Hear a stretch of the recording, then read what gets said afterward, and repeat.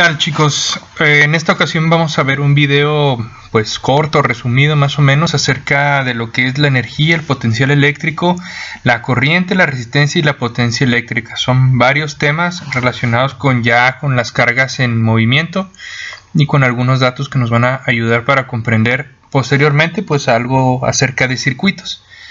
Primero vamos a empezar con la energía potencial eléctrica o la energía eléctrica como tal. La energía eléctrica viene del hecho de traer desde lugares muy distantes cargas para construir un sistema de cargas agrupado. Entonces, esta es más o menos la definición de la energía potencial eléctrica. Recuerden que la energía potencial es el negativo del trabajo en mecánica. Por lo tanto, es la misma definición aquí. Simplemente que tendríamos el producto punto de la fuerza con el desplazamiento negativo, que sería el trabajo. Pero aquí la fuerza que emplearíamos sería la fuerza electrostática, la fuerza de la ley de Coulomb. Y el desplazamiento pues sería un desplazamiento radial, porque recordemos que la fuerza es una fuerza radial de cuadrado inverso. Entonces el producto punto es igual, tanto la fuerza como el radio van en la misma dirección, el producto punto desaparece. Y los puntos A y B son RA y RB, que son los radios. De esa manera pues hacemos esta integral con respecto a R y obtenemos el cambio en la energía potencial, que es la potencial en el punto B menos la potencial en el punto A, que se relaciona simplemente con una diferencia de los radios del punto B al punto A. Y bueno, pues para hacer una simplificación ahí, pues se puede considerar que el punto de inicio, el punto A, es un punto muy lejano en el infinito, y en el infinito esta división se nos hace 0. Y podemos definir entonces simplemente la energía potencial evaluada en R, pues ya en vez de poner RB como R. Esta es la definición de la energía potencial para un conjunto de cargas que están juntas una con la otra a una distancia R, Q1 de Q2. Y pues 1 entre 4 pi epsilon 0, pues ya saben, es la constante K de 9 por 10 a la 9, que tiene este valor. Vamos a ver un ejemplo sobre esto. Suponemos que dos protones están en el núcleo de un átomo de uranio, separados por una distancia de 6 femtómetros. Nos pide cuál es la energía potencial relacionada con la fuerza eléctrica que opera entre las dos partículas. Como nos dan las cargas que van a ser positivas porque son protones, las constantes todas las conocemos, y el radio pues es la distancia que está entre ellas, son 6 femtómetros. Los femtómetros son del orden de 10 a la menos 15 metros. Ya cuando hemos visto en otros videos prefijos, bueno, pues después de pico, que es 10 a la menos 12, sigue femto, que es 10 a la menos 15. Metemos los valores aquí simplemente en la ecuación y obtenemos que esta es la energía que une esos dos protones, donde hemos supuesto que el potencial, cuando se alejan mucho esos dos protones, pues se hace cero. De por sí es una energía muy chiquita. Ahora cuando la distancia R aumente, pues se va a hacer, luego se haría casi cero, ¿no? La energía que los une. Ahora bien, la pregunta aquí sería, bueno, ¿por qué estos dos protones que son positivos no se separan? Bueno, porque justamente esta es la energía que está actuando ahí. Tiene que ver con una de las fuerzas fundamentales, la fuerza nuclear fuerte que une a los componentes del núcleo atómico e impide que se separen, ¿no? Esa es la fuerza que une a los átomos internamente. Bien, este fue un ejemplo sobre energía potencial eléctrica. Ahora vamos a analizar lo que es el potencial eléctrico. Una cosa es la energía potencial, otra cosa es el potencial eléctrico, que también se le conoce comúnmente como voltaje. Es independiente de dos cargas. Simplemente una carga, por el mero hecho de estar cargada, genera un potencial. Y es entonces la división del cambio en la energía potencial eléctrica entre una carga específica. Entonces, cuando yo he puesto esa diferencia, pues lo que obtengo es una diferencia de potencial eléctrico, el delta V. También así se le conoce muchas veces en las baterías. Tienen un voltaje, una diferencia de potencial entre la parte positiva y la negativa. Bueno, es ese voltaje que nos da una diferencia entre dos valores, uno A y uno. Y bueno, esto también se relaciona con el trabajo. Recuerden que si la energía potencial es el negativo del trabajo, pues si nosotros conocemos el trabajo que nos cuesta traer dos cargas y juntarlas, podemos encontrar la diferencia de potencial también si conocemos el trabajo entre dos puntos y dividimos entre una carga de prueba. Pero bueno, así como el potencial eléctrico es 0 en puntos muy distantes, podemos escribirlo para una sola partícula como el voltaje, que es la energía potencial entre una carga Q0. Sus unidades son pues los volts, que equivalen a joules, son las unidades de la energía potencial, entre coulombs, que son las unidades de la carga. Vamos a ver un ejemplo sobre esto. Aquí nos hablan de una partícula alfa que tiene 2 veces la carga del electrón, pero positiva. Se encuentra en un acelerador que pasa por una terminal que se encuentra a un potencial de 6.5 megavolts en una de sus puntas y se va a dirigir a otra que tiene un potencial de 0, un voltaje de 0. Nos hablan ahora de cuál es el cambio correspondiente a la energía potencial del sistema. Y después nos preguntan que si, suponiendo que las terminales y sus cargas no se mueven, y que tampoco hay fuerzas externas, ¿cuál sería la energía cinética que experimentarían esas partículas? Entonces, pues nosotros ya sabemos que para la solución, sabemos que la diferencia de potencial, de energía potencial, pues nos dan una cantidad de joules. Entonces metemos aquí los valores que nos han dado. Recuerden que si la energía potencial es, si el voltaje que estamos nosotros calculando, el potencial eléctrico, es la energía potencial entre la carga, pues si nosotros despejamos podemos encontrar la energía potencial, que es lo que hacemos aquí. La carga la tenemos, es 2 veces la carga del electrón, y la diferencia de potencial hemos puesto aquí, que es la potencial en el punto final menos el potencial en el punto inicial, y nos va a dar algo negativo. Esta cantidad de energía es la energía potencial que tendría esa partícula alfa. Y como no actúan fuerzas externas sobre el sistema, entonces toda la energía mecánica se va a conservar. La energía total es la suma de la energía cinética más la potencial, pero como el cambio de energía no va a existir porque no hay fuerzas externas, podemos simplemente despejar que la energía cinética debe ser igual al negativo de la energía potencial. De esa manera, pues la energía cinética sería el negativo de lo que ya habíamos calculado y nos da esa cantidad de joules. Esto quiere decir que esa partícula pues pasó de cierta velocidad o de estar en el reposo, y al ser sometida a esta diferencia de potencial, pues lo que ocurre es que se va a acelerar y va a alcanzar alguna velocidad, porque la energía cinética se relaciona justamente con la velocidad. Este puede ser parte del principio de un acelerador nuclear. Un acelerador de partículas es lo que hace, que pone a una diferencia de potencial, somete una carga y la carga experimenta un cambio en su energía cinética también. Muy bien, pasemos a otro tema. La corriente, vamos a ver aquí la corriente, la resistividad y también la resistencia eléctrica. Primero vamos a definir la corriente como el cambio de la carga en el tiempo. Conforme las cargas se van acumulando, se van desplazando por unidad de tiempo, lo que ocurre es que está fluyendo una corriente eléctrica. Esta corriente eléctrica se va a medir en amperes, que son coulombs sobre segundo. Y por el otro lado, pues tenemos lo que es la resistividad. La resistividad es como esa fricción que existe ahí entre la carga que impide que ésta fluya. Está definida en términos del campo eléctrico como E sobre J, donde J es una densidad de corriente. La densidad de corriente pues es la corriente que pasa por unidad de superficie. Si ustedes recuerdan cómo se encuentran los alambres, un alambre pues tiene cierta superficie transversal, circular.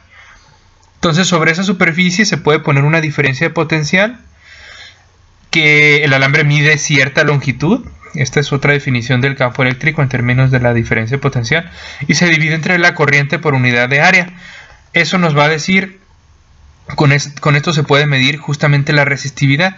Al final, esa resistividad va a depender, pues obviamente, de la superficie del alambre y de la longitud del mismo, y va a ser una propiedad de los materiales. Un alambre de un material tiene una resistividad diferente a otro alambre de otro material. Entonces, lo que uno muchas veces busca para transferencia de corriente y todo son los que tienen resistividad más chiquita. Generalmente en nuestras casas utilizamos el cobre porque es un material con buena resistividad, pero es barato. Un material con mucha mayor resistividad va a ser, por ejemplo, el oro. Perdón, con una menor resistividad, quiere decir que la corriente pasa más rápido sobre él que sobre un alambre de cobre, pero bueno, nosotros utilizamos el cobre. Entonces, lo que vamos a hacer en términos de la resistividad es definir la resistencia eléctrica. Si uno hace ahí algunas sustituciones, puede llegar a que la resistencia eléctrica es la diferencia de potencial entre la corriente. O también se puede expresar como la densidad como la resistividad por la longitud sobre la superficie del alambre. De esa manera también podemos calcular nosotros la resistencia que está experimentando un alambre. Obviamente la resistencia es como una especie de fricción, la fricción genera calor, la resistencia también va a generar un calor que vamos a ver un poco más adelante. Aquí tenemos un ejemplo, tenemos un bloque rectangular de hierro y va a tener estas dimensiones, mide 1 centímetro por 1 centímetro por 15 centímetros, es como si fuera una varilla más larga que su superficie cuadrada. Y nos piden saber cuál es la resistencia media entre los dos extremos que son cuadrados, entre los dos extremos de la parte más larga, y luego entre las partes rectangulares, para ver dónde estamos experimentando mayor resistencia, si en los cuadrados chiquitos o en los rectángulos que son más grandes. Entonces, para el caso de la cara cuadrada, nosotros medimos la resistencia y pues sustituimos la resistividad. Este valor de aquí, 9.68 por 10 a la menos 8 ohms metro, es el valor de la resistividad del hierro. Lo multiplicamos por la longitud que va a recorrer, que son 15 centímetros o 0.15 metros, y la dividimos entre la superficie del cuadrada, que sería 1.2 centímetros por 1.2 centímetros, y nos da esta cantidad. Esta es la cantidad de ohms que se estarían produciendo al momento de que pase por la cara cuadrada. 100 microohms. Si nosotros hacemos el caso de la parte rectangular, pues tendríamos igual, la resistividad sigue siendo la misma. La longitud cambia porque ahora va a pasar de una cara rectangular a otra cara rectangular, donde solamente hay 1.2 centímetros de distancia. Y en la superficie pues va a ser 1.2 por 15, nos va a dar esta cantidad de metros cuadrados.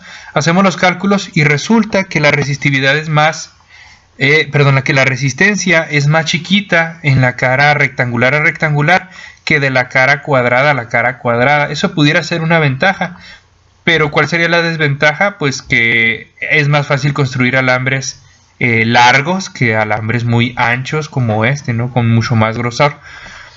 Entonces los alambres pues se utilizan, generalmente son superficies pequeñas, pero recuerden, superficies pequeñas aumentarían la resistencia y son longitudes largas.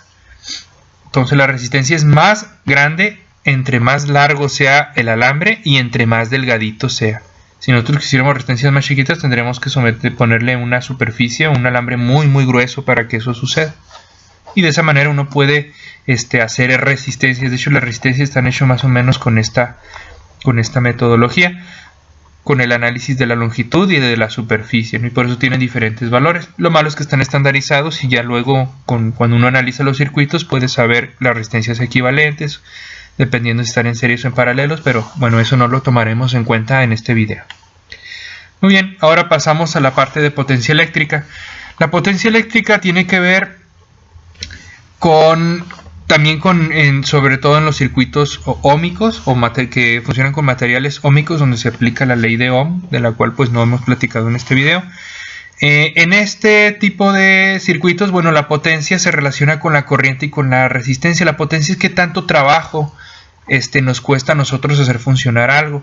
La potencia, así como la potencia mecánica, se mide en watts. Ahorita vamos a ver eso. Y tiene que ver con un trabajo por unidad de tiempo. Ahora bien, como está circulando energía en algún circuito, energía eléctrica, corriente eléctrica, se va a generar pues se requiere cierta potencia para que esa energía fluya. Entonces, esa potencia va a depender directamente del cuadrado de la corriente I, que se mide en amperes, por la resistencia eléctrica, que se mide en ohms. También se puede utilizar otra modalidad. Si nosotros sabemos que la corriente eléctrica es la diferencia de potencial entre la resistencia, pues la potencia va a ser la diferencia de potencial al cuadrado entre la resistencia. Entonces aquí tenemos varias ecuaciones que son muy útiles al momento de resolver algún ejercicio. Justamente como hay una transferencia de energía de la fuente de poder, una batería, digamos, que esté conectada a algún circuito, el enchufe de la luz que esté conectado a nuestro circuito, eso va a generar pues un flujo de corriente a través del circuito, y donde sea que haya resistencia va a haber una pérdida de energía. Esa pérdida de energía se convierte en calor, y justamente eso se le conoce como calentamiento de Joule. Esta es la forma en la que funcionan tanto las planchas como los calentadores eléctricos, que simplemente son un circuito que tiene muchísimas resistencias conectadas, y esas resistencias, al pasar corriente sobre ellas, pues generan calor, y ese calor es lo que produce lo calientito de los calentadores, y es lo que produce también que las planchas se calienten y nosotros podamos planchar la ropa.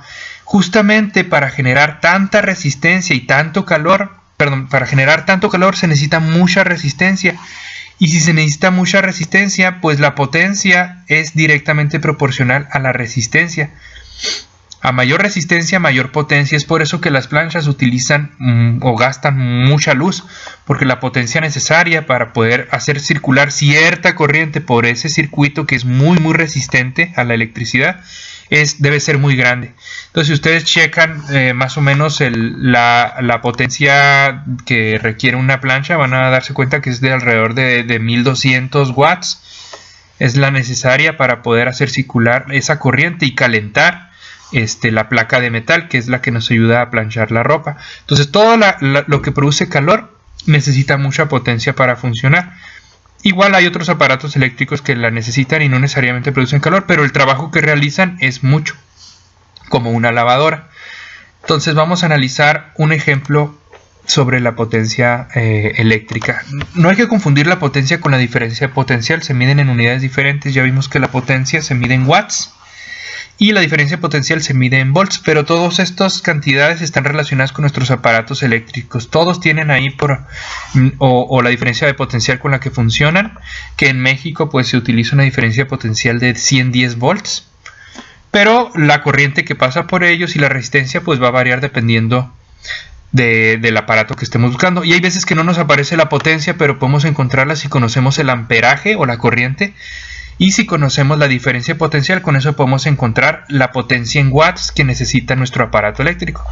A final de cuentas, con estas fórmulas que hemos visto aquí, ustedes pueden encontrar esos valores e incluso pueden determinar cuántos watts o kilowatts están gastando en su casa, que ese es un ejercicio muy padre.